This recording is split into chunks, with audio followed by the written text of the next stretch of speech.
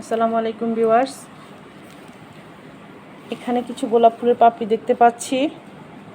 গোলাপ ফুলের পাপড়িগুলো আমি কালকে 100 টাকা দিয়ে বাজার থেকে ফুলের দোকান থেকে নিয়ে এসেছি। বাসায় গাছে যদিও একটা দুটা গোলাপ হয়, কিন্তু এত পাতা তো আর সংগ্রহ করা যায় না।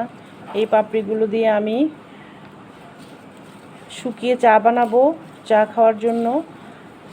আর কিছুটা পাতা গোলাপ জল তৈরি করব, আর কিছুটা পাতা দিয়ে আমি শুকিয়ে আপনার মিষ্টান্ন যেমন পায়েস, ফিরনি এ সমস্ত খাবারের স্বাদ বৃদ্ধি, ঘ্রাণ বৃদ্ধি এবং সাজানোর সেই যে ডেকোরেশন, সেটা সৌন্দর্য বৃদ্ধি করার জন্য ইউজ করব।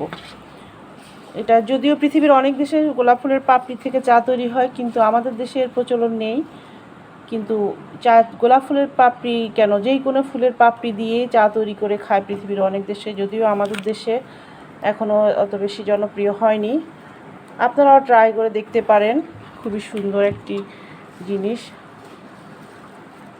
খুবই সস্তা এবং হাতের নাগালে পাওয়া যায়। খুবই শরীরের জন্য, স্কিনের জন্য, খাবারের স্বাদ বৃদ্ধিতে খুবই মূল্যবান একটি জিনিস আমি মনে করি।